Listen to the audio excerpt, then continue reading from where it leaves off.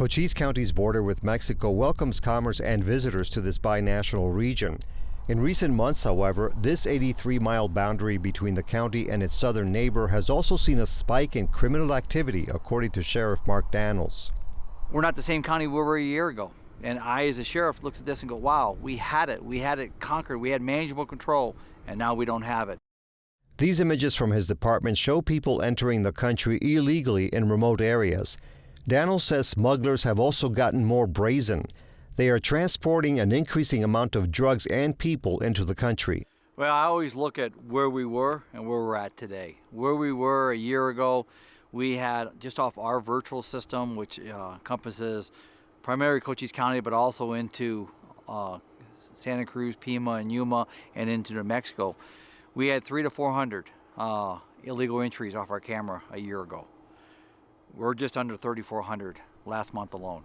First of all, whenever you have the cartel that's on the backside of all this smuggling, we forget that. They're a criminal organization that controls themselves through fear, violence, and greed.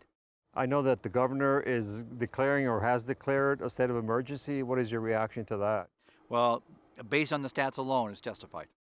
According to the U.S. Border Patrol, so far this fiscal year, encounters in southern Arizona have increased 139% compared to the same time last year. Apprehensions of people not from Mexico are up 96%, and while family units are down 6%, the number of unaccompanied children has risen almost 100%. About 45 miles east of Tucson in the city of Benson, this former hotel near I-10 was repurposed to house some of those children temporarily, while staff look for their relatives or other appropriate sponsors in the United States. The operation is run by a company called Vision Quest, which started in Tucson nearly 50 years ago. And we dealt primarily with juvenile delinquents. And today our range is much wider. We deal with behavioral health, mental health, drug and alcohol, victims of human trafficking, the unaccompanied children, the programs we're talking about today. And most of our business now is in home, when the kids are in their own home as opposed to in a residential setting. Vision Quest has a 3-year contract to run this shelter with the Office of Refugee Resettlement under the auspices of the U.S. Department of Health and Human Services. Vision Quest is a for-profit organization that operates in 6 states with revenues of more than $50 million a year. The current agreement that this facility is part of a, quote, cost reimbursement contract without an exact monetary figure, according to Contento. The costs vary. In ballpark figures, it's north of $3 million, but it could go higher than that depending on the number of kids that are involved in the program. Because the more kids, the more staff, the higher the salaries, and hence the higher the reimbursement. Contento says the building can accommodate about 50 young people between the ages of 12 and 18, but presently only has about 20. One of the teens left the facility a few weeks ago and was caught by Benson police.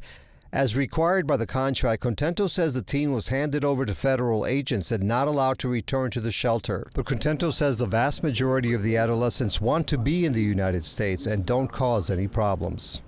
This is a good group of kids, generally speaking, yes. On social media, some Benson residents say they were misled into thinking the facility would provide a place for homeless youth in the state, not migrant children or teens from other countries. What words or what terminology did you use as to the people who would be housed in that shelter? I don't know. I was not involved in that process specifically to tell you that, other than we got all the appropriate permits and followed every procedure that we were requested to go through. Back at his office, Sheriff Daniels says migrant children and the other border-related issues deserve a lot more scrutiny and planning, and he hopes that Washington, D.C. will act accordingly. There's border security, and then there's immigration. Look at your immigration programs and let's modify. If you want to enhance them, do that. But don't have that fracture our border security mission. We got to keep that intact. But you can't come across the border illegally and not have consequences. You have to have consequences. We need more judicial oversight for immigration. We all know that. It's a big key that we seem to forget. And we also need to get Congress to unify. I've said this, and I'll say it to you too, is it's not whether you're right or wrong anymore, seems like in this country. It's who you're aligned with politically. That's a fracture in policing. We got to fix that.